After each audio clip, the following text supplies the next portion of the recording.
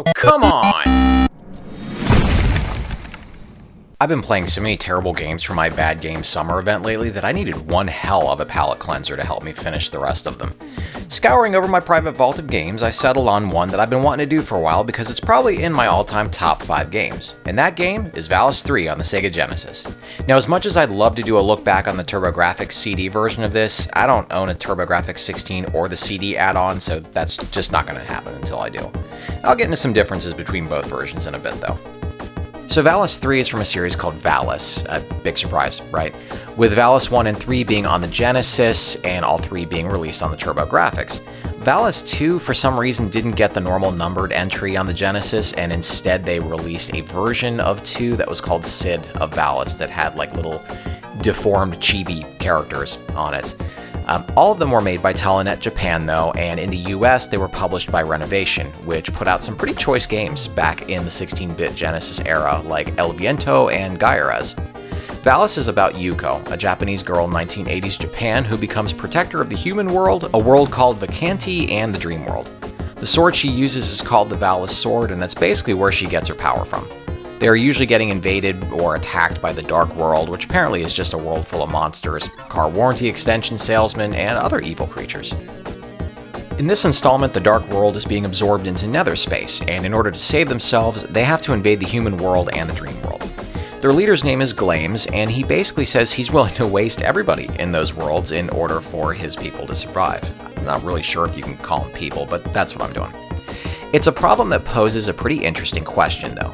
In order to protect your civilization from extinction, would you invade and conquer an innocent one, or would you just accept your fate, tell your whole world that they gave it a hell of a run, and then go put on the thong song and tear the place apart?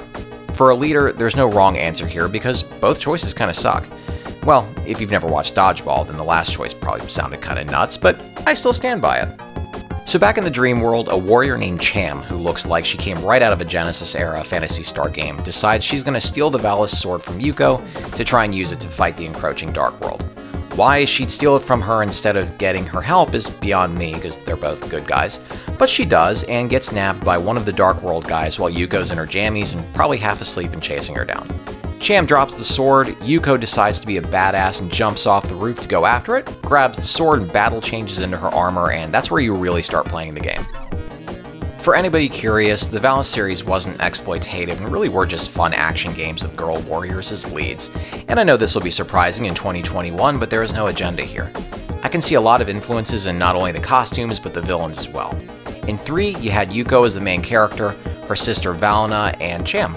You could switch out characters on the fly like in Castlevania 3, and each had different strengths. Yuko was kind of a jack of all trades, Cham was very strong with melee, and Valna was good with magic. Depending on who you played as, you'd get some different cutscenes or dialogue choices, and your magic sub-weapons would change. The soundtrack for most of this game is pretty great, and from what I've heard of both versions, the Genesis version sounds a lot more 80s, and to me is superior. This all mixes perfectly with the cutscenes and artwork because the games have that 1980s era anime style to them. The Turbografx version actually has voiced and animated cutscenes in them as well, and while most of that was scrapped for the Genesis version, if not for processing power, then because of the space restrictions on a cartridge. The gameplay was a lot like Castlevania and was linear, but you attacked symbols or jewels on the screen that would give you weapon power-ups, sub-weapon magic, and the magic points to use them. Attacking some empty spaces would reveal 1-ups or health that were hidden, and enemies wouldn't drop any power-ups at all, but you'd plow through them to get where you're going. Like a few other games out there, you do the most damage in your attacks with the sword bar at the top all the way filled up. However, if you'd rather do a bunch of rapid attacks at weaker power, then you're welcome to do that. The game starts off with an easy enough difficulty and steadily climbs as you progress. Taking damage knocks you back and will kill you a few times. One level in particular was an ice level late in the game and has some really punishing platform sections where this happens a lot. And when I say a lot, I mean like I got really good at not swearing in front of my kid because this happens so much. As far as differences go between both versions, my understanding is that in addition to the animated cutscenes and the higher quality music, the Turbografx version also has more levels, and several were removed for the Genesis version. That said, the Genesis version is pretty short, but since I was brought up on games like this already, the length still felt okay to me. So with these types of reviews, I don't typically do a pros or cons list, and it's more just to look back at why I like them. For me, Valis 3 is still a really great game from my childhood and one of the reasons I bought a Genesis to begin with.